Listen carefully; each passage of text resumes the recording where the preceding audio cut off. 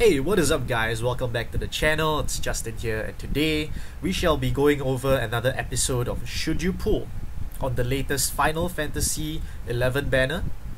And this banner has two 3-star base units, a 4-star base unit, as well as a 5-star base unit. So I'm really very glad that there is no double 4-star or double 5-star in any case. But nevertheless, let's go dive right in, briefly go through the units and what they offer you offer us as players, and let's determine if this banner is actually worth our time or lapis to pull. So first things first, these are all on the summon gate. You need lapis to pull for them. You do not get them through the raid summon, that just to be clear. So the first unit we are gonna get as a raid up is, she's not a new unit, but we all know her. She's Shantotto.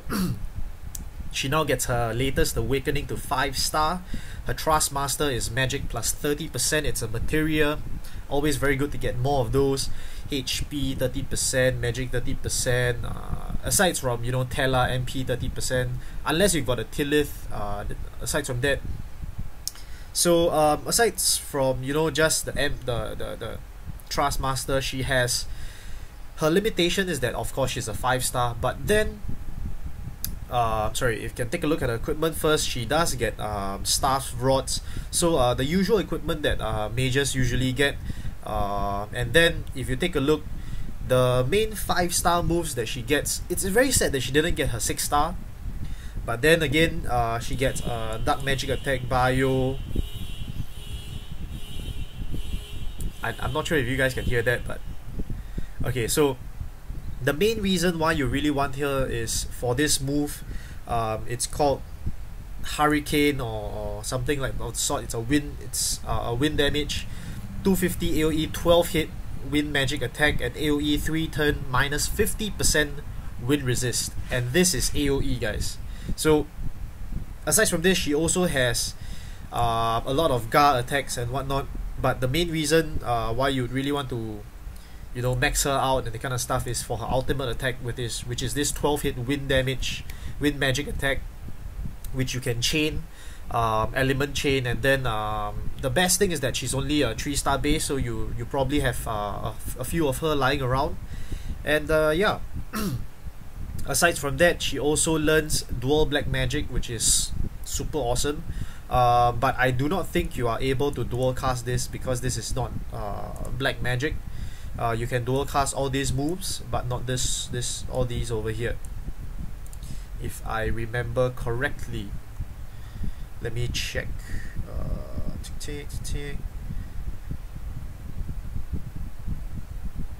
Let me know in the comment section down below if you are able to use this. I believe you'll be able to do so because I think in JP there is a new, I think there is a new 5-star base, the one that came out with 5-star Kane. She's able to dual cast her wind ability, so I'm not very sure if, let's say, you'll be able to dual cast this, but I'm not very sure, guys. You'll have to check it out after because I didn't awaken Shantotto in my JP account, so I'm not sure. But nevertheless, this is the reason why you want Shantotto, and yeah, her Trust Master. So that's the one, the 3-star base. The next 3-star base we're gonna get in the banner is gonna be Coop. Now this unit is supposedly supposed to be a healer. Alright, so her Trust Master reward is a 3 defense accessory coupled with 30 fire, light, and dark resist. I believe there's 30%, so it's very weird that they couple fire, light, and dark together, but they are all very it's better than, you know, just one element. And then it gives you 15% magic. Okay, not the best, but coming from a 3-star. Anyways, her stats are also similar. She doesn't go up to 6-star, which is sad. And then her equipment is also very, in fact, exactly the same as Shantotto. Yeah, LB, not something you really want to use because in the first place you wouldn't really bring her to anything.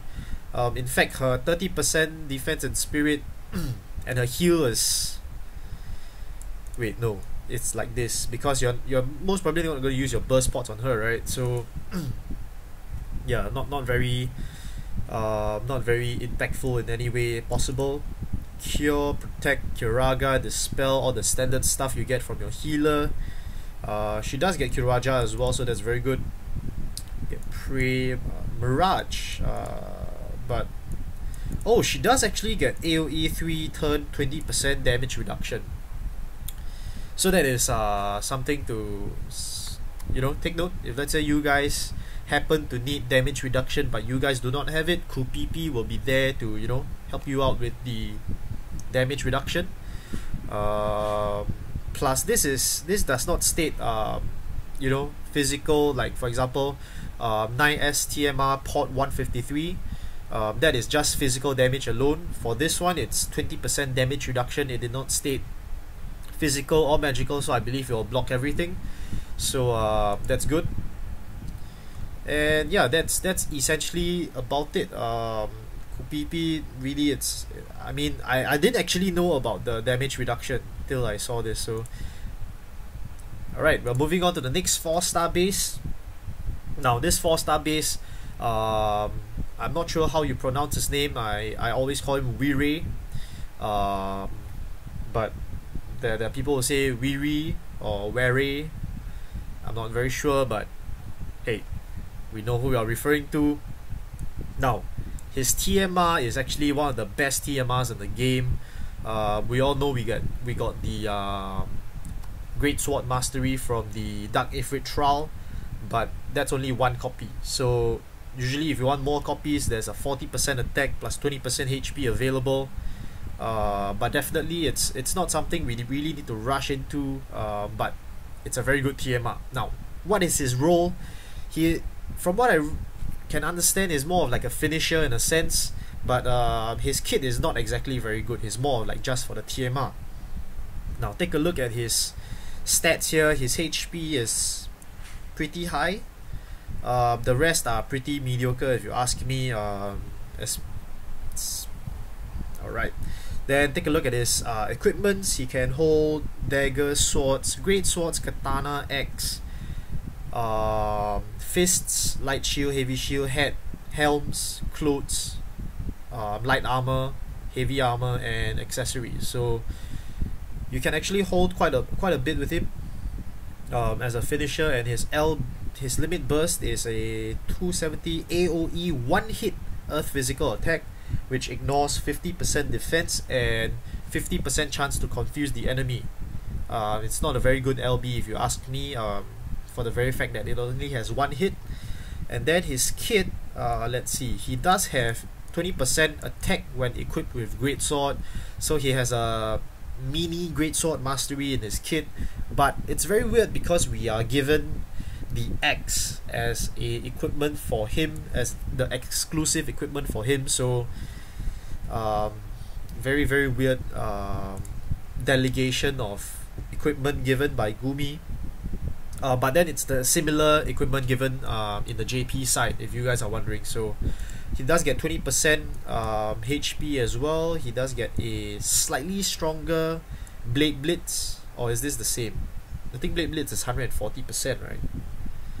Yeah, but he does get like a Blade Blitz kind of move. AoE 3 turn. Oh, he gets focus, earth resist, AoE physical attack, and 3 turn. Alright, this is how many hits are these? Doesn't say.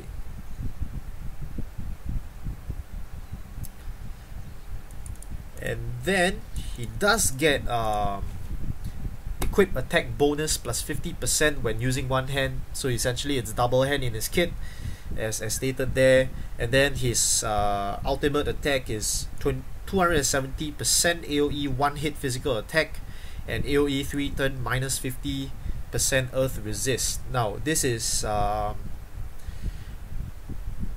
I initially saw this and I thought it was gonna be like, like a mini Eileen, but apparently it's only one hit. So yeah, I'm very confused as to how you're gonna fit him into your team, because he's definitely not a chainer. He doesn't have any chaining moves. He's more of a finisher for sure, and he has enhancements as well. Do they have enhancements? I don't think so. Yeah, they the 3-star bases haven't got any enhancements.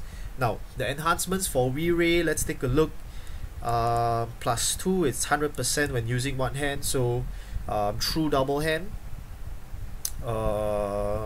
And for those of you who have no idea what true double hand is, it's essentially double hand at 100%, and it's more of what do you call that? It's Cloud's TM. I think it's called Buster Form or something. Yeah, so it's 100% when you use something with one hand. Alright, and then we've got Awakening here, 100% blind and 50% attack when equipped with Great Sword, so you increase his Great Sword Mastery by another 30% to 50%, and then 50% attack when equipped with the X and 20% HP. Now that makes sense for Gumi to give us an X with Werri in his kit in the in the raid summon. We are able to craft an exclusive equipment for Werri.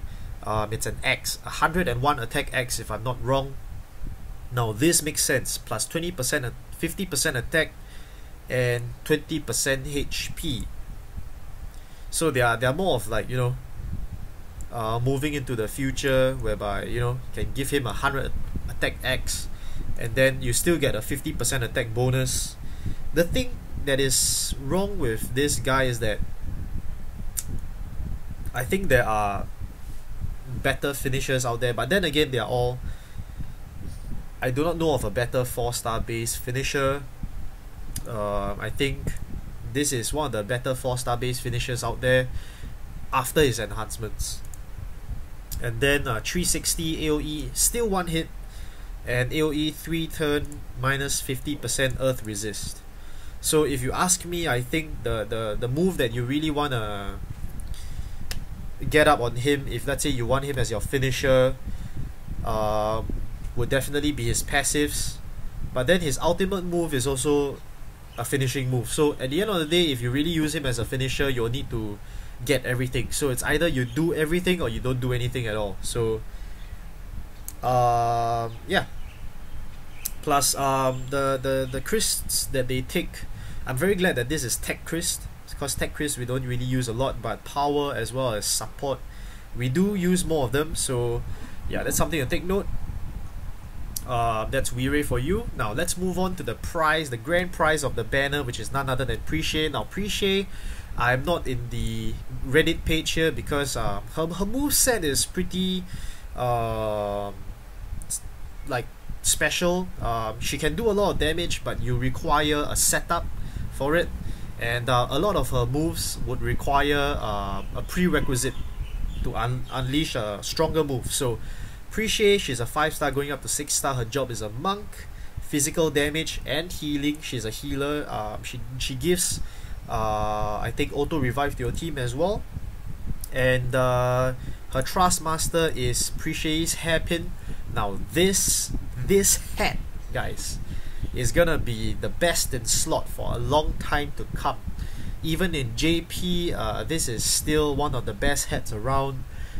Gives you 45 attack, HP 10% and MP 10%. Now best hat as I mean physical damage dealing hat. Alright, it's gonna be a replacement. She's gonna be a step above for your Black Cowl.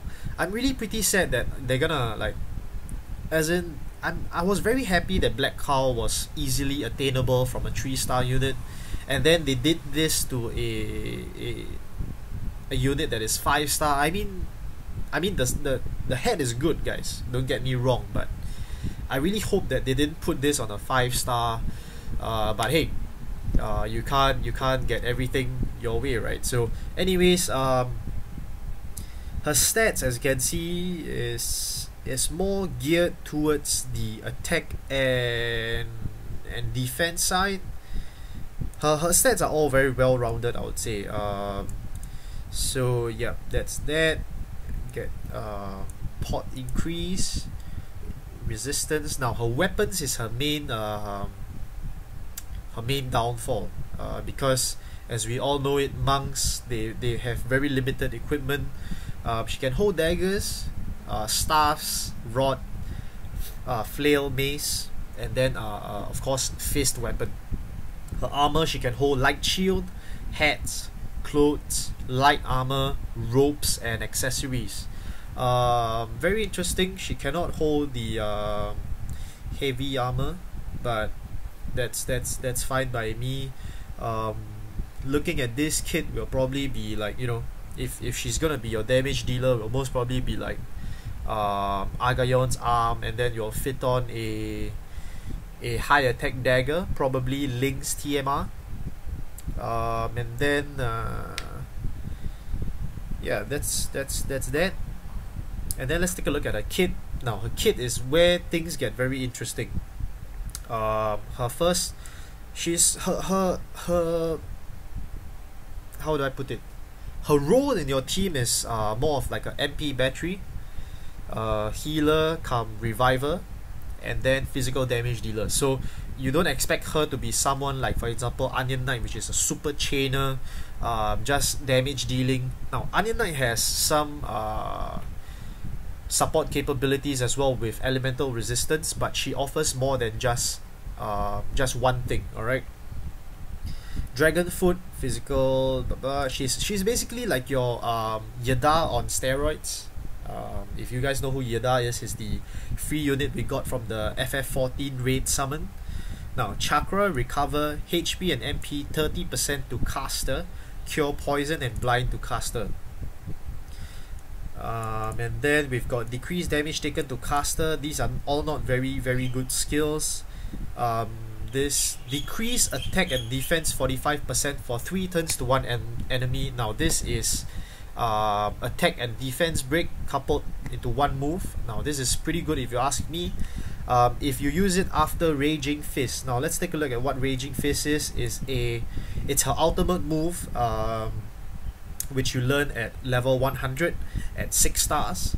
3.5 times attack to one enemy. It has 8 hits, so that's a main chaining move.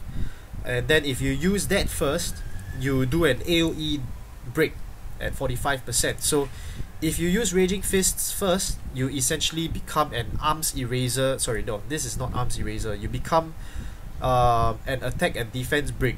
Now arms eraser on Warrior of Light does attack and magic, which I prefer, because attack and defense, they don't usually go very well together, because most of the time, if let's say you start off first, you want to break your opponent's attack and magic to make sure that the oncoming turn you do not take that much damage. But in any way, this is available to Prishe. Now moving on, Swelling Vitality. Now this is where her MP battery moves come from. Refresh 10 MP, split across 3 turns to all allies, of course with a multiplier. And then if you use it after Will to Live.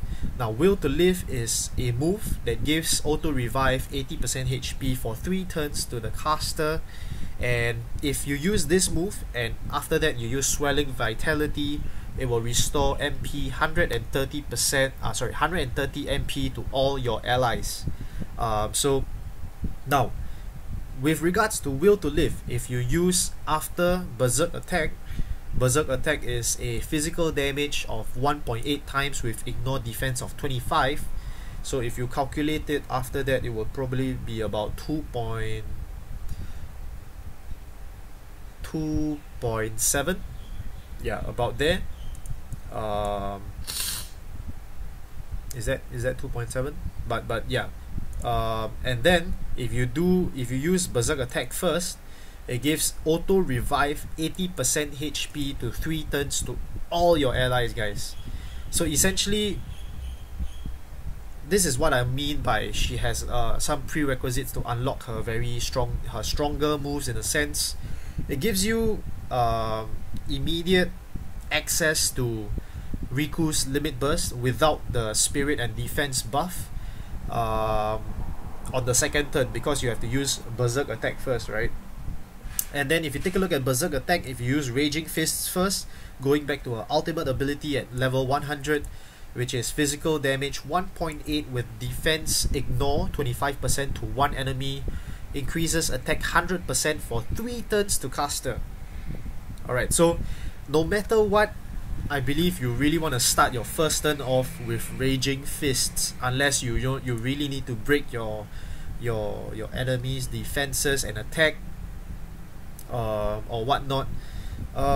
So next we shall take a look at, now does anything require Asuran Fist first? No, it doesn't. So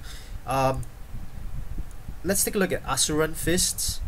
Physical damage 2.5 times to all enemies, and if you use Crushing Fists before this, it's gonna be ignore 50% to all enemies. Wow. Okay, and this is 7 hits. But nevertheless, I think, okay, let's take a look at Tornado Kick. Physical damage 2.5 times with ignore defense 25% to all enemies, and if you use Berserk attack before this, physical damage 2.5 times with ignore defense 25% to all enemies, and you enable access to the following ability for 1 turn: Prishe Special. Now what exactly is Prishe Special? Let's take a look here. Prishe Special is a physical 5 times with ignore defense 50% to one enemy, and you decrease damage taken by 50% for 2 turns to the caster. Wow, that is 5 times, and then you ignore defense 50%. Wow, 15 hits. Oh my god. How if used after Berserk attack?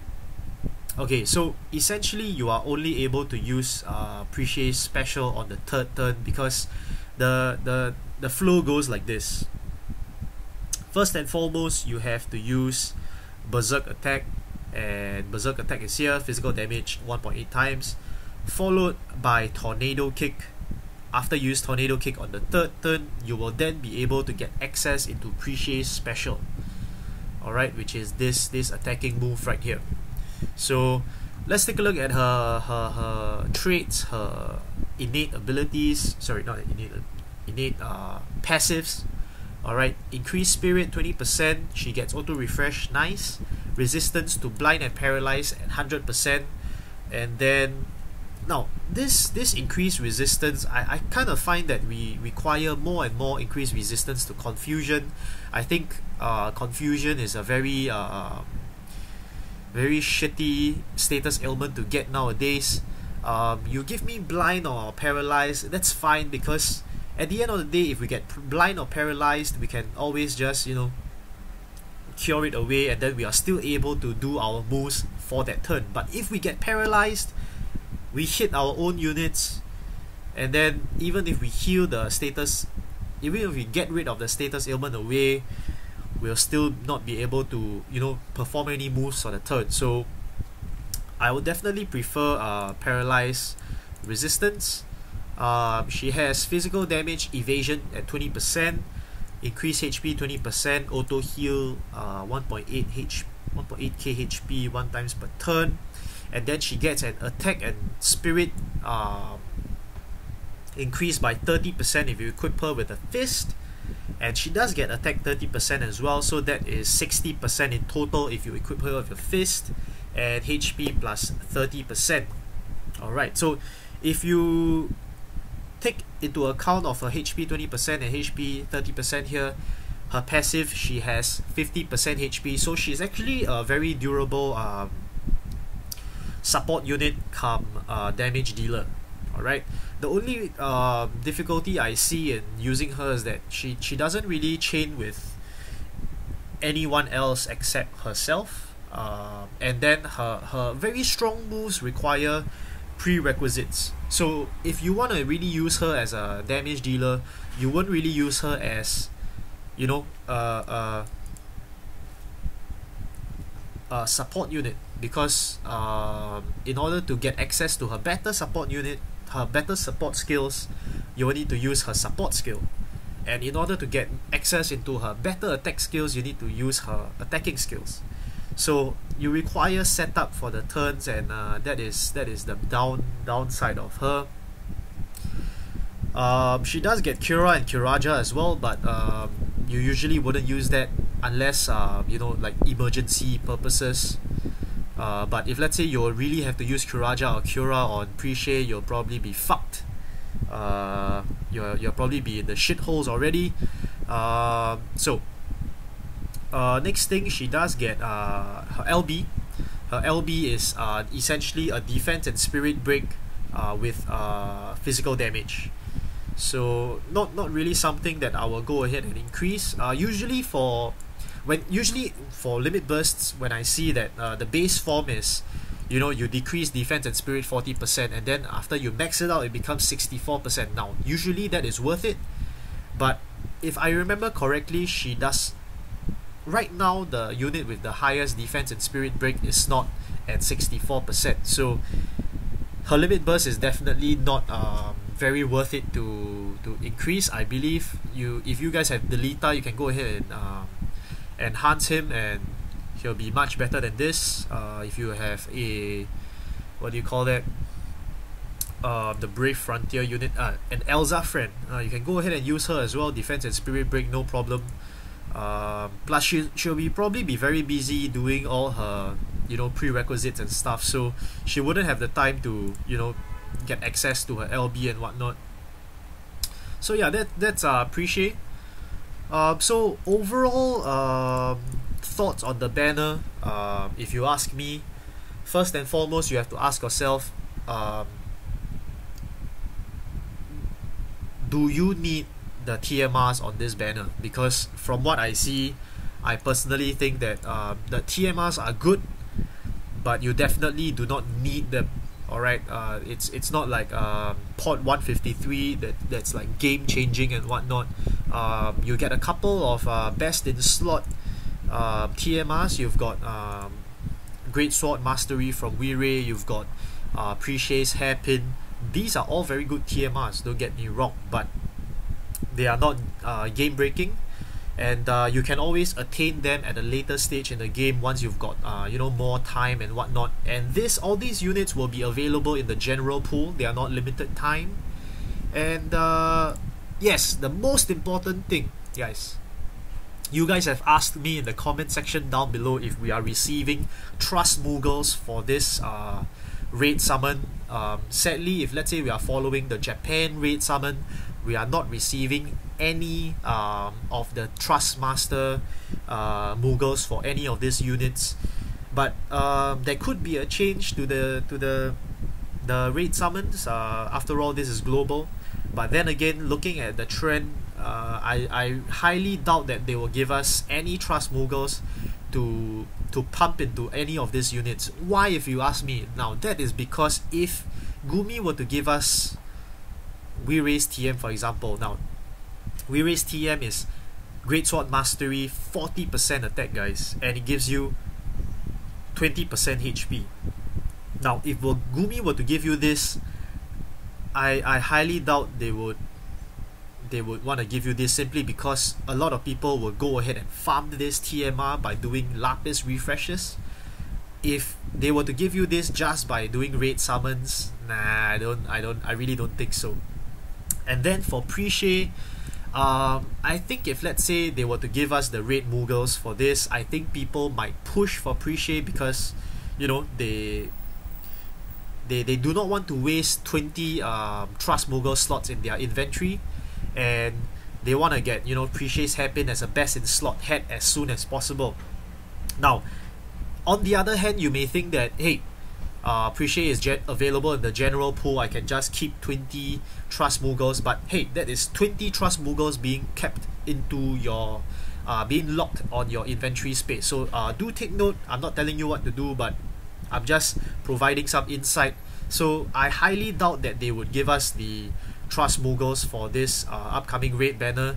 If you guys want solid information, as I mentioned in JP, they did not get any Trust Mughals for any of these units. Alright, so if you ask me if you are a free-to-play player, should you summon on this banner, I would say absolutely not. Save your tickets. The 3-star, because most of the time you're going to get 3-star units, and the 3-star units are absolutely not very stellar at all. In fact, you already have Shantotto, so that's, So you're gonna get more Shantottos, which is out of the point. And Werri, he's good, but let me tell you something, you're eventually gonna get him after a while. And yeah, you definitely do not need access to his TMR as soon as possible as well. And for Prishe, she's a 5-star base, so you know what happens when you chase after a 5-star base. You end up with a fuckload of Enzelms, guys. Alright, so this is my banner review for this banner, Final Fantasy XI. If you liked the video, you like the way I did this banner review, do leave a thumbs up at the bottom, smash that like button, it really helps out the channel a lot. And do subscribe if you loved what I did. And yeah, definitely catch you guys next time, and take care till I see you guys. Bye!